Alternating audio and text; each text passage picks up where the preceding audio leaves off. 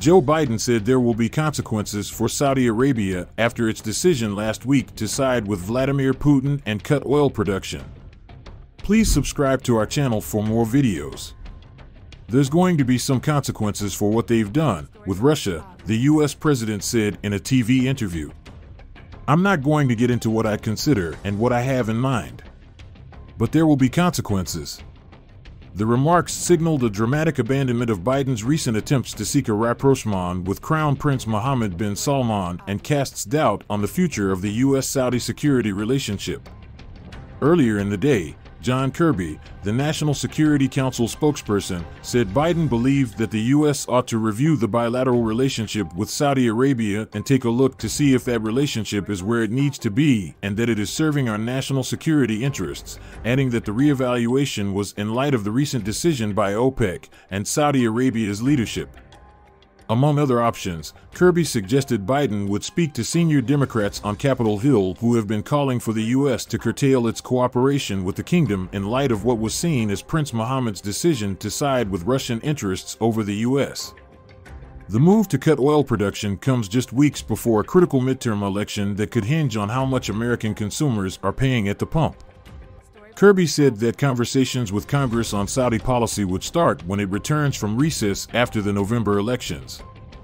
The congressional backlash against Saudi Arabia escalated sharply this week after Robert Menendez, the powerful Democratic chairman of the Senate Foreign Relations Committee, threatened to freeze weapons sales and security cooperation with the kingdom, saying Prince Mohammed was helping to underwrite Putin's war through the OPEC Plus cartel. Menendez said there was simply no room to play both sides of this conflict. I will not greenlight any cooperation with Riyadh until the kingdom reassesses its position concerning the war in Ukraine. Enough is enough, he said. Former CIA analyst and Saudi expert Bruce Riedel said the White House's remarks represented a dramatic reversal. We went from engaging Prince Mohammed to back to him being a pariah, Riedel said, referencing a campaign promise Biden made, but later abandoned, to isolate the prince because of his alleged role in the murder of journalist Jamal Khashoggi. The move by the OPEC Plus group of the oil cartel and its allies to cut oil production over the objections of the White House was a double blow to Biden, undermining his attempt to cut Russian revenues by lowering the oil price and threatening a spike in domestic petrol prices weeks before congressional elections.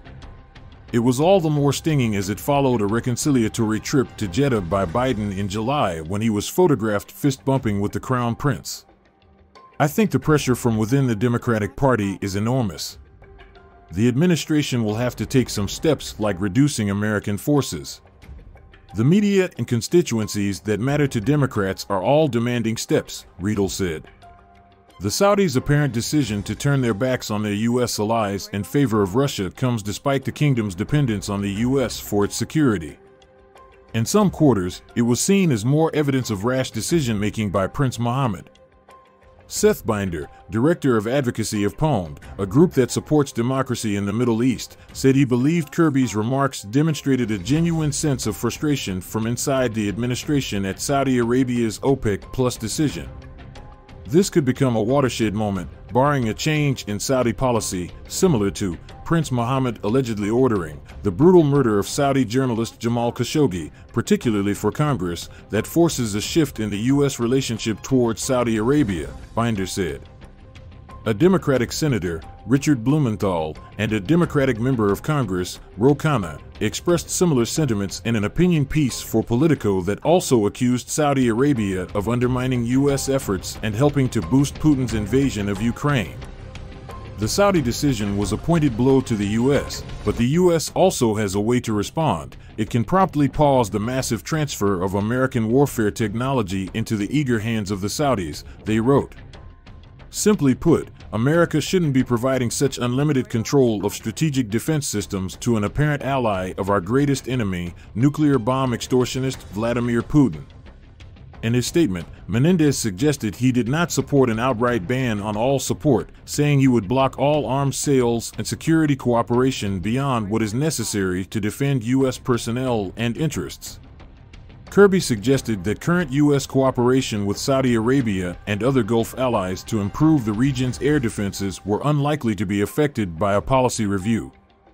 Nothing has changed about our belief that integrated air and missile defense network structure architecture in the Middle East is helpful, not just for our national security interests. 70,000 Americans are living in Saudi Arabia right now, not to mention all the other troops we have throughout the region, he said.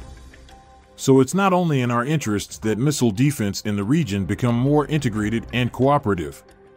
It's in the interest of our allies and partners in that part of the world as well. William Hardung, the senior research fellow at the Quincy Institute, commended Menendez's statement but said that to have maximum impact, the cutoff ought to cover all weapons transfers, spare parts, and maintenance to the Saudi military. In addition, a suspension should be tied not just to Saudi Arabia's ties with Russia or stance on the Ukraine war, but also to pressing the Saudis to refrain from airstrikes on Yemen and to fully lift its blockade on that nation as a step towards good faith negotiations to end the conflict, he said.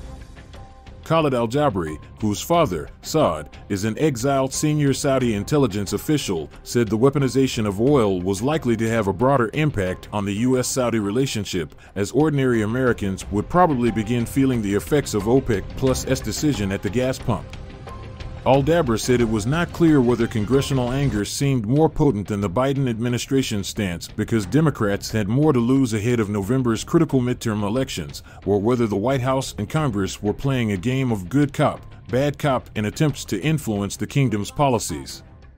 Either way, they tried appeasement and fist bumps and it didn't work. Prince Mohammed only understands the language of power. It is high time the Biden administration acts like the senior partner in this relationship. Storybox Audio.